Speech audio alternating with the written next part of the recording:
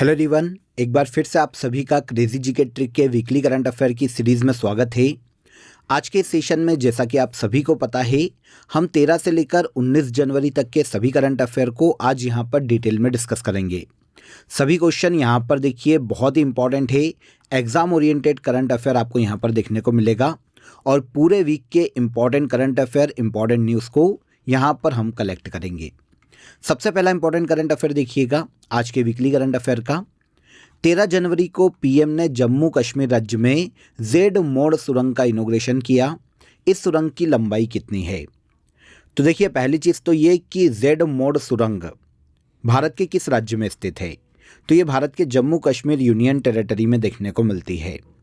13 जनवरी को भारत के पीएम ने इस टनल का इनॉग्रेशन किया है। 6.5 किलोमीटर लंबी 2 लेन की ये सड़क सुरंग है जो कि जम्मू कश्मीर में गगनगीर और सोनमर्ग के बीच में बनी हुई है। आंसर भी यहाँ पर करेक्ट हो जाएगा।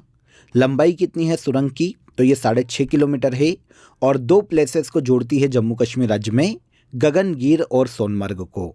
यह टनल नेशनल हाईवे 1 जो कि श्रीनगर लेह नेशनल हाईवे है, इस नेशनल हाईवे पर स्थित है, जिसकी टोटल कॉस्ट 2378 करोड़ रुपए आई है। तो जेड मोड़ सुरंग जिसका हाल ही में भारत के पीएम नरेंद्र मोदी ने इनॉग्रेशन किया, किस राज्य में है? जम्मू कश्मीर में, और लंबाई है 6.5 किलोमीटर। किस नेशनल हाईवे पर देखने को मिलती है? तो NH1 पर। सेकंड क्वेश्चन, 13 जनवरी से प्रयागराज में कुंभ मेले की शुरुआत हुई है। यूनेस्को द्वारा किस वर्ष कुंभ को इंटेंजिबल कल्चरल हेरिटेज की सूची में शामिल किया गया था? तो देखिए, आप सभी को पता है कुंभ मेले के बारे में। भारत में पौराणिक मान्यता है कि समुद्र मंथन के बाद जब अमृत कलश निकला था और जब देवता उसे लेकर राक्षसों से बचकर भाग रहे थे, तब उस अमृत कलश की कुछ बूंदें अलग अलग जगह पर गिरी और जहां पर इंडिया में 4 जगह पर ये अमृत कलश की बूंदें गिरी थी, वहां पर 4 जगह पर कुंभ मेले का आयोजन किया जाता है। इस तरीके से उत्तर भारत का सबसे उत्तर में जो कुंभ लगता है वो हरिद्वार में आयोजित किया जाता है, गंगा नदी के तट पर। फिर दक्षिण में चलते हैं तो प्रयागराज त्रिवेणी संगम पर, और दक्षिण में आए तो उज्जैन में शिप्रा नदी के तट पर, और सबसे दक्षिण का इंडिया में जो कुंभ देखने को मिलता है वो नासिक में देखने को मिलता है, गोदावरी नदी के तट पर। देखिए, 12 साल में एक बार कुंभ के मेले का आयोजन एक जगह पर किया जाता है। हाल ही में जनवरी 2025 में जो कुंभ मेला आयोजित किया जा रहा है वो प्रयागराज में लगा है, त्रिवेणी संगम पर। यूनेस्को के द्वारा सबसे पहली बार इंटेंजिबल कल्चरल हेरिटेज की सूची में कुंभ मेले को शामिल किया गया था 2017 में। तो आंसर हो जाएगा यहाँ पर answer D. Intangible cultural heritage मतलब अमूर्त सांस्कृतिक धरोहर की सूची। यूनेस्को की इस लिस्ट में कुंभ मेले को जगह दी गई थी 2017 में। नेक्स्ट क्वेश्चन पर चलते हैं। प्यूमा इंडिया ने किस भारतीय बैडमिंटन प्लेयर को अपना ब्रांड एम्बेसडर बनाया है? तो प्यूमा इंडिया की बात करें, इसने भारतीय बैडमिंटन खिलाड़ी पीवी सिंधु को हाल ही में अपना इंडियन ब्रांड एम्बेसडर नियुक्त किया है। देखिए, आप सभी को पता होगा कि इंडिया के शहरी इलाकों में क्रिकेट के बाद दूसरा सबसे ज़्यादा क्रेज़ बैडमिंटन का है। तो प्यूमा इंडिया चाहता है कि बैडमिंटन में अपने क्लोथिंग ब्रांड्स को लॉन्च करे, शूज़ लॉन्च करे, बैडमिंटन लॉन्च करे। तो इसलिए उसने अपना इंडियन ब्रांड एम्बेसडर बनाए हैं बैडमिंटन खिलाड़ी पीवी सिंधु को। पीवी सिंधु की बात करें तो 2 ओलंपिक मेडल जीतने वाली एकमात्र भारतीय महिला खिलाड़ी है। रियो ओलंपिक 2016 में इन्होंने बैडमिंटन में सिल्वर मेडल जीता था और इसके बाद 2020 के टोक्यो ओलंपिक में इन्होंने ब्रॉन्ज मेडल बैडमिंटन में अपने नाम किया था। पीवी सिंधु की उपलब्धियों के कारण इन्हें 2013 में अर्जुन अवार्ड दिया जा चुका है, पद्मश्री दिया गया था 2015 में, और मेजर ध्यानचंद्र खेल रत्न अवार्ड इन्हें दिया जा चुका है 2016 में, और 2020 में इन्हें दिया गया था पद्म भूषण। तो ये कुछ अवार्ड्स हैं पीवी सिंधु के, इन्हें भी याद रखिएगा, जो कि हाल ही में ब्रांड एम्बेसडर बनी हैं प्यूमा इंडिया की। How India scaled mount G20 the inside story of the G20 presidency book किसके द्वारा लिखी गई? तो इस बुक को हाल ही में लिखा है अमिताभ कांत ने, जिसका हाल ही में विमोचन किया गया। अमिताभ कांत ने देखिए 2023 में सितंबर के बाद जो G20 मीटिंग इंडिया में आयोजित की गई थी, उसमें अपने और मोदी जी के मध्य में, भारत के पीएम के मध्य में जो बातचीत है उसका वर्णन किया है और साथ ही साथ बताया है कि भाई बहुत सारे चैलेंजेस के बाद भी G20 को किस तरीके से सफलतापूर्वक कंडक्ट कराया गया इंडिया में 2023 में, इन सभी के बारे में अमिताभ कांत ने अपनी इस बुक में लिखा है। यहाँ पर देखिए, आपको अमिताभ कांत के बारे में जानना चाहिए। ये बहुत ही इंटरेस्टिंग है क्योंकि ये नीति आयोग के फॉर्मर CEO रहे हैं और इसके अलावा जो G20 2023 में इंडिया में आयोजित किया गया था उसमें ये भारत में शेरपा थे, G20 शेरपा। अब इनकी लिखित book how India scaled mount G20 the inside story of the G20 presidency, इसे हाल ही में लॉन्च किया गया। किसकी बुक है? अमिताभ कांत की। अब आ जाइए, आप सभी को आज का ऑफर ऑफ द डे बता देता हूँ। आप सभी के लिए इंडियन पॉलिटी का बाइलिंगुअल बैच अवेलेबल है। ये बैच आपको रिकॉर्डेड फॉर्म में मिलने वाला है। अगर आप वनडे एग्ज़ाम की प्रिपरेशन कर रहे हैं तो आप 99 रुपीज़ वाले बैच को ज्वाइन कर लीजिए, जहां पर फैक्चुअल डेटा पर सबसे ज़्यादा कॉन्सेंट्रेट किया जाता है। और इसके अलावा अगर आप सिविल सर्विसेज की, यूपीएससी की या किसी भी स्टेट की पीएससी के एग्ज़ाम की तैयारी कर रहे हैं तो आप इंडियन पॉलिटी का हमारा सिविल सर्विसेज का बैच ज्वाइन कर सकते हैं। दोनों ही रिकॉर्डेड बैच है फ्रेंड्स। बाइलिंगुअल क्लास नोट्स आपको यहाँ पर मिल जाएंगे, टेस्ट सीरीज़ मिल जाएगी और साथ ही साथ आपको टॉपिक वाइज टेस्ट भी यहाँ पर आप लगा पाएंगे। तो दोनों ही स्टूडेंट यहाँ पर ज्वाइन कर सकते हैं। वनडे एग्ज़ाम की प्रिपरेशन करने वाले जो स्टूडेंट हैं वो भी, और सिविल सर्विसेज की तैयारी करने वाले जो स्टूडेंट हैं वो भी इंडियन पॉलिटी के बैच को बाइलिंगुअल ज्वाइन कर सकते हैं। दोनों की ही लिंक मैंने आपको डिस्क्रिप्शन में दे दी है, वहाँ पर जाकर आप इजीली इसे अवेल कर सकते हैं। आई होप आपको ऑफर अच्छा लगा होगा। नेक्स्ट क्वेश्चन पर चलते हैं। रशिया ने भारत के कुडनकुलम परमाणु संयंत्र के लिए एक परमाणु रिएक्टर पोत भेजा है। कुडनकुलम भारत के किस राज्य में स्थित है? तो देखिए, कुडनकुलम न्यूक्लियर पावर प्लांट की बात करें, ये देखने को मिलेगा भारत के तमिलनाडु राज्य में। अभी ये सुर्खियों में इसलिए है क्योंकि इसकी 6ठी यूनिट के लिए रशिया ने एक न्यूक्लियर रिएक्टर पोत को इंडिया भेजा है। कुडनकुलम न्यूक्लियर पावर प्लांट में टोटल 6 रिएक्टर हैं। 2 रिएक्टर पहले से काम कर रहे हैं, 2 का हाल ही में निर्माण किया गया, तीसरे और चौथे का, और 5वें और 6ठे का निर्माण अभी चल रहा है। इनमें से जो 6ठा रिएक्टर है इसके लिए रशिया ने एक परमाणु रिएक्टर पोत इंडिया भेजा है। कुडनकुलम के 6 रिएक्टर में हर एक की विद्युत उत्पादन क्षमता 1000 मेगावाट है। ऑल ओवर परमाणु संयंत्र की टोटल क्षमता देखें तो ये हो जाती है 6000 मेगावाट। सबसे पहली बार देखिए, इंडिया और रशिया के मध्य में 1988 में ये समझौता हुआ था और रशिया के सहयोग से ही तमिलनाडु में कुडनकुलम परमाणु संयंत्र की स्थापना की गई है। ये भारत के तमिलनाडु राज्य में स्थित है और इंडिया का सबसे बड़ा वर्तमान में न्यूक्लियर पावर प्लांट है। तमिलनाडु में मकर संक्रांति किस नाम से मनाई जाती है? आप सभी को पता होगा कि इंडिया में इस साल अभी 14 जनवरी को मकर संक्रांति मनाई गई। इंडिया के अलग अलग राज्यों में मकर संक्रांति को अलग अलग नामों से जाना जाता है। सूर्य इस वक्त देखिए साउथ से नॉर्थ की ओर चलना शुरू करता है, मकर रेखा के उत्तर में चलना शुरू करता है, इसीलिए मनाई जाती है मकर संक्रांति। नॉर्मली ये 14 जनवरी को आती है, लेकिन अगर लीप ईयर होता है तो कभी कभी ये 15 जनवरी को भी आती है, लेकिन नॉर्मली इसे 14 जनवरी के दिन मनाया जाता है। अब मकर संक्रांति को अलग अलग राज्यों में अलग अलग नाम से पुकारा जाता है। जिनमें हम तमिलनाडु की बात करें तो यहाँ पर मकर संक्रांति को पोंगल के नाम से सेलिब्रेट किया जाता है। देखिए, भारत के अलग अलग राज्यों में अगर हम मकर संक्रांति के नाम देखें तो जम्मू और कश्मीर अलग अलग क्षेत्रों में मकर संक्रांति और कश्मीर के क्षेत्रों में इसे शिशुर संक्रांत कहा जाता है। मेनली जो राज्य हैं वहाँ पर मकर संक्रांति ही नाम इसे दिया जाता है, जैसे MP, राजस्थान, उत्तर प्रदेश, दिल्ली, छत्तीसगढ़, बिहार। यहाँ पर तो ये मकर संक्रांति ही कहलाती है। लेकिन इसके अलावा अगर हम ओडिशा की बात करते हैं तो ओडिशा में मकर संक्रांति को कहा जाता है मकर चोला। झारखंड में आते हैं तो टूसू पर्व। पूर्वोत्तर के कुछ राज्य स्पेशली असम की बात करें तो यहाँ पर मकर संक्रांति को माघी बिहू कहा जाता है। तेलंगाना, आंध्र प्रदेश में इसे भोगी पंडुगाई के नाम से सेलिब्रेट किया जाता है। तमिलनाडु में कहा जाता है इसे पोंगल। पोष संक्रांति के नाम से इसे जाना जाता है भारत के पश्चिम बंगाल राज्य में। माघ साझी के नाम से हिमाचल प्रदेश राज्य में, उत्तरायण पर्व कहा जाता है मकर संक्रांति को गुजरात में। मकर संक्रमण कहा जाता है कर्नाटका स्टेट में। मकर विलक्कू के नाम से इसे सेलिब्रेट किया जाता है केरला स्टेट। कंगसुबी के नाम से सेलिब्रेट किया जाता है इसे मणिपुर में। उत्तरायण और घुघुतिया त्यार इस नाम से मनाया जाता है उत्तराखंड में। और लोहड़ी मनाई जाती है, आपको पता होना चाहिए, पंजाब, हरियाणा और चंडीगढ़ के रीजन में।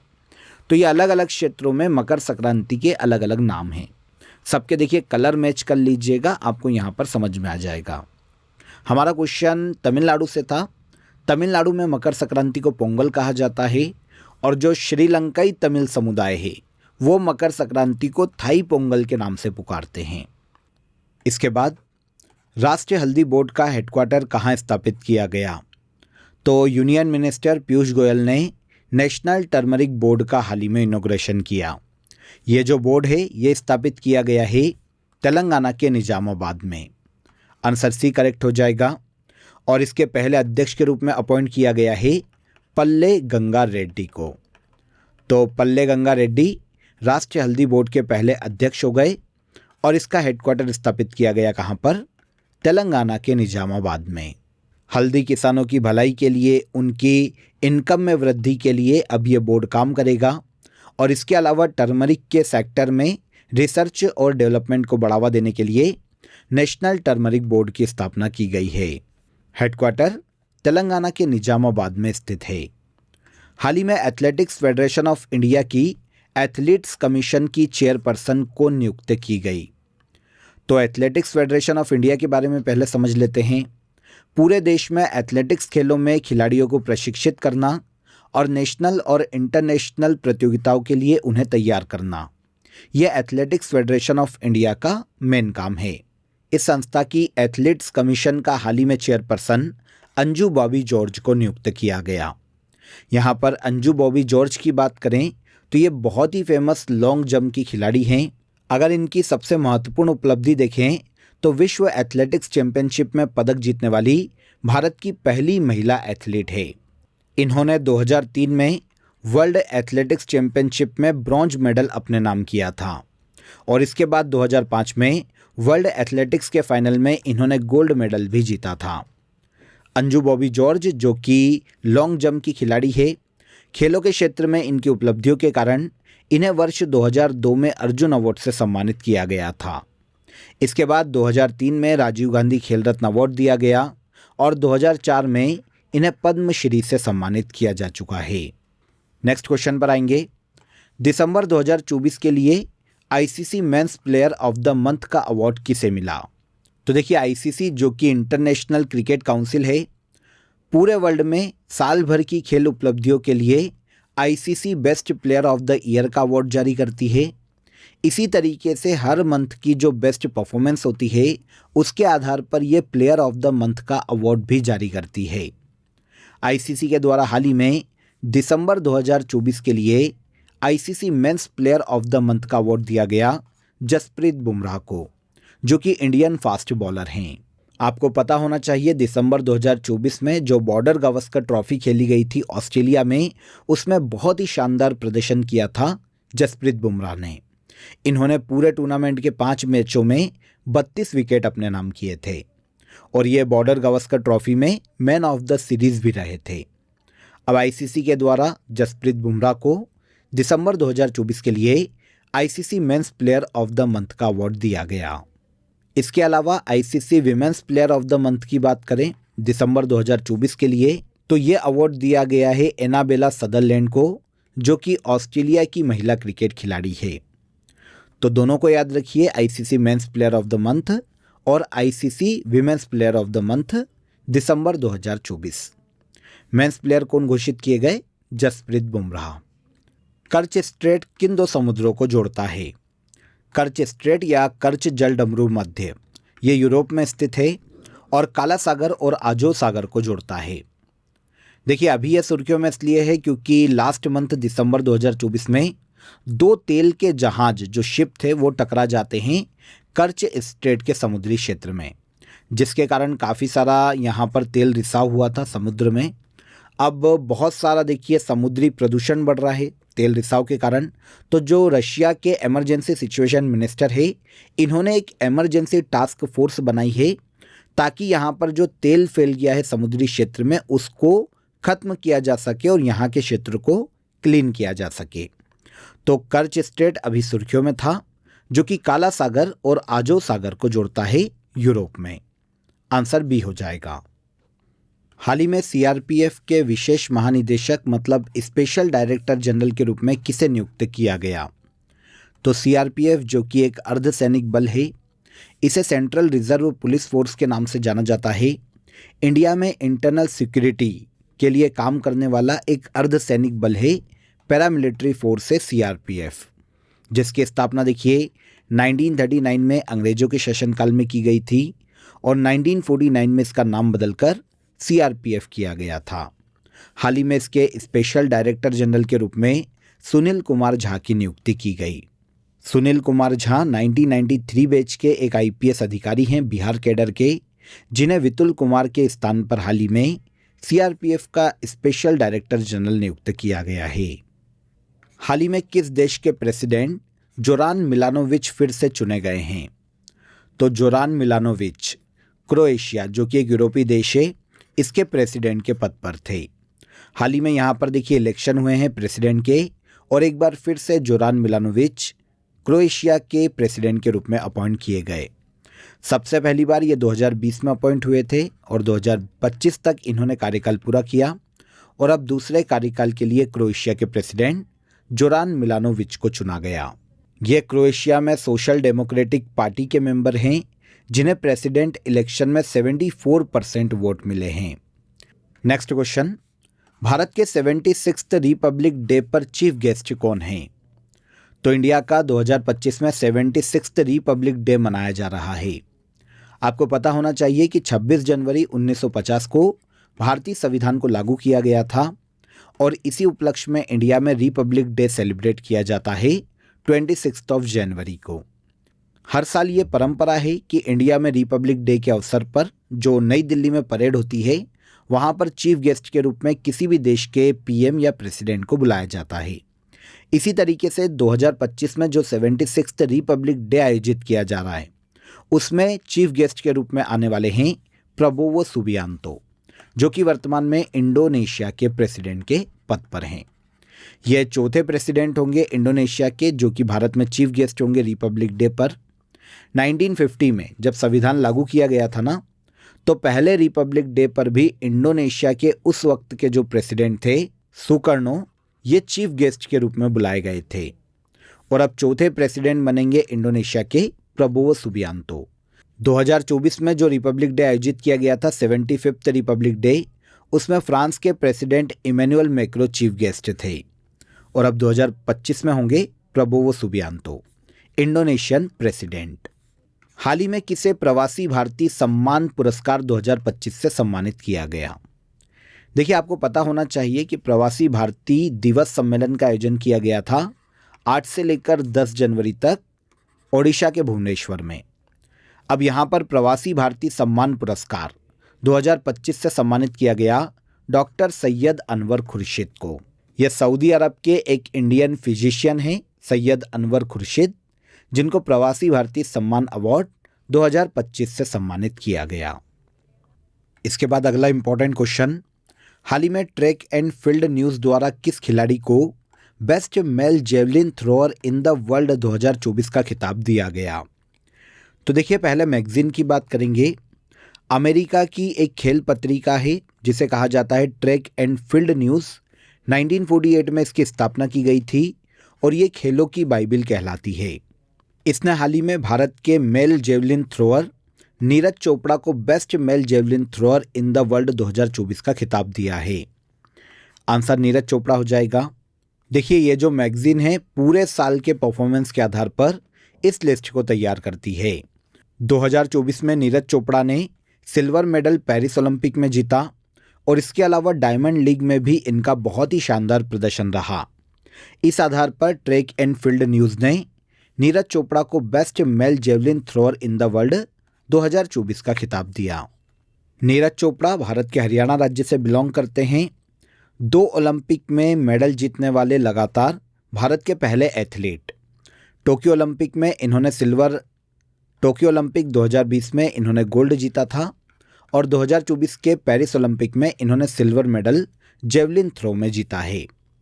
अवार्ड की बात करें तो नीरज चोपड़ा को 2018 में अर्जुन अवार्ड, 2021 में मेजर ध्यानचंद खेल रत्न अवार्ड और 2022 में पद्मश्री से सम्मानित किया जा चुका है। यह है नीरज चोपड़ा। याद रखिएगा, वनडे इंटरनेशनल में सबसे तेज 4000 रन बनाने वाली पहली भारतीय महिला खिलाड़ी कौन बनी? तो वनडे इंटरनेशनल में सबसे तेज 4000 रन बनाने वाली पहली भारतीय महिला खिलाड़ी बनी है स्मृति मंधाना। स्मृति मंधाना ने हाल ही में आयरलैंड के खिलाफ वनडे इंटरनेशनल में सबसे तेज 4000 रन बनाए हैं। इन्होंने ये उपलब्धि 95वें वनडे मैच में प्राप्त कर ली। इनके पहले 4000 रन मिताली राज ने बनाए थे, लेकिन इन्होंने ज़्यादा समय लिया था, ज़्यादा वनडे में ये उपलब्धि हासिल की थी। सबसे तेज़ 4000 रन वनडे इंटरनेशनल में किसने अपने नाम किए? यह है स्मृति मंधाना। आगे आएंगे, हाल ही में चर्चा में रही ईरा जाधव का संबंध किस खेल से है? तो ईरा जाधव का संबंध है क्रिकेट से। अभी ईरा जाधव ने बहुत ही महत्वपूर्ण उपलब्धि हासिल की है। मुंबई की रहने वाली 14 साल की ईरा जाधव ने मेघालय के खिलाफ अंडर 19 विमेंस वनडे क्रिकेट में 346 रन बनाए हैं और किसी भी वनडे में सबसे ज़्यादा रन बनाने का रिकॉर्ड ईरा जाधव के नाम आ गया है। अंडर 19 क्रिकेट में ट्रिपल सेंचुरी बनाने वाली ये फर्स्ट इंडियन प्लेयर बनी है। आईसीसी के द्वारा जो मैच कंडक्ट कराए जाते हैं अंडर 19 के, उसमें यह उपलब्धि पुरुषों के नाम भी नहीं है। ट्रिपल सेंचुरी बनाई है, सबसे ज़्यादा रन बनाए हैं वनडे में ईरा जाधव ने अंडर 19 क्रिकेट में। तो ये क्रिकेट खेलों से संबंधित है। मुंबई की टीम के लिए इन्होंने अंडर 19 वनडे मैच खेला था और मेघालय के खिलाफ ये रिकॉर्ड बनाया है। नवीन और नवीकरणीय ऊर्जा मंत्रालय के द्वारा जारी रिपोर्ट के अनुसार भारत की रिन्यूएबल एनर्जी कैपेसिटी में दिसंबर 2023 से दिसंबर 2024 तक कितने प्रतिशत की वृद्धि हुई है? देखिए, हाल ही में ministry of new and renewable energy ने एक रिपोर्ट जारी की, जिसमें इन्होंने बताया कि दिसंबर 2023 में भारत की जो रिन्यूएबल एनर्जी कैपेसिटी थी वो 180.80 गीगावाट थी, जो कि दिसंबर 2024 में बढ़कर अब हो गई है 209.44 गीगावाट। ऑलमोस्ट 209 गीगावाट की अब हमारी कैपेसिटी हो गई है रिन्यूएबल एनर्जी कैपेसिटी। अगर इसमें बढ़ोतरी देखें तो ये 15.84% की बढ़ोतरी है और इसमें सबसे ज़्यादा जो योगदान है वो सोलर एनर्जी का है। तो हाल ही में दिसंबर 2023 से 24 तक रिन्यूएबल एनर्जी कैपेसिटी में जो वृद्धि दर्ज की गई वो कितनी है? 15.84%। आंसर बी करेक्ट हो जाएगा। इसके बाद अगले क्वेश्चन पर चलिए। भारत में हर साल आर्मी डे कब मनाया जाता है? इंडिया में हर साल आर्मी डे सेलिब्रेट किया जाता है 15 जनवरी को। देखिए, 15 जनवरी को 1949 में सबसे पहली बार लेफ्टिनेंट जनरल के.एम. करियप्पा ने British commander in chief general Francis Roy butcher से इंडियन आर्मी की कमान अपने हाथ में ली थी। उसी दिन की याद में 15 जनवरी को हर साल आर्मी डे के रूप में मनाया जाता है। आंसर हो जाएगा 15 जनवरी। हाल ही में पुनर्गठित परमाणु ऊर्जा आयोग के अध्यक्ष कौन नियुक्त किए गए? तो पुनर्गठित एटॉमिक एनर्जी कमीशन के नए अध्यक्ष के रूप में अजित कुमार मोहंती की नियुक्ति की गई। यहाँ पर एटॉमिक एनर्जी कमीशन की बात करें तो परमाणु ऊर्जा आयोग भारत सरकार के डिपार्टमेंट ऑफ एटॉमिक एनर्जी की एक गवर्निंग बॉडी है, जो कि सीधे पीएम के अधीन काम करती है। भारत में न्यूक्लियर एनर्जी से संबंधित सारे कार्य, न्यूक्लियर पावर प्लांट की देखभाल, ये सभी काम एटॉमिक एनर्जी कमीशन के द्वारा किए जाते हैं। इसकी पहली बार स्थापना अगस्त 1948 में की गई थी और इसके जो पहले अध्यक्ष थे वो होमी जहांगीर भाभा थे। इसका हेडक्वार्टर महाराष्ट्र के मुंबई में देखने को मिलता है। हाल ही में इसका पुनर्गठन किया गया परमाणु ऊर्जा आयोग का और इसके अध्यक्ष अपॉइंट किए गए हैं अजित कुमार मोहंती। इजराइल हमास युद्ध के दौरान भारत ने अपने नागरिकों को वापस लाने के लिए किस अभियान की शुरुआत की थी? तो इजराइल और हमास के मध्य में देखिए अक्टूबर 2023 से युद्ध छिड़ा हुआ है। हमास, जो कि एक फिलिस्तीनी आतंकवादी संगठन है, इसने इजराइल पर हमला किया था अक्टूबर 2023 में। इसके जवाब में इजराइल और हमास के मध्य में युद्ध शुरू हुआ और यहाँ पर जो इंडियंस उस वक्त फंसे हुए थे उनको निकालने के लिए इंडियन गवर्नमेंट ने ऑपरेशन अजय चलाया था। अभी ये सुर्खियों में इसलिए है क्योंकि इजराइल और हमास के मध्य में एक संघर्ष विराम समझौता हुआ है। 42 दिनों तक इनके मध्य में युद्ध नहीं किया जाएगा और जो भी हॉस्टेजेस बनाए गए हैं, बंदी बनाए गए हैं, उनको भी रिहा करने पर सहमति बनी है। तो इजराइल और हमास संघर्ष विराम समझौते पर एक मत हुए हैं। यहाँ से इंडियंस को निकालने के लिए जो ऑपरेशन चलाया गया था युद्ध के दौरान, वो है ऑपरेशन अजय। भारत की 6th एस्ट्रोनॉमिकल ऑब्जर्वेटरी, जो कि department of science and technology के अंतर्गत आती है, कहाँ स्थापित की गई? तो देखिए, एस्ट्रोनॉमिकल ऑब्जर्वेटरी को समझिए, जहाँ से तारे, सितारों, आकाशीय पिंडों का, ग्रहों का अध्ययन किया जाता है। यह कहलाती है एस्ट्रोनॉमिकल ऑब्जर्वेटरी। इंडिया में पहले से ही 5 astronomical observatory department of science and technology के अंतर्गत कार्य कर रही है।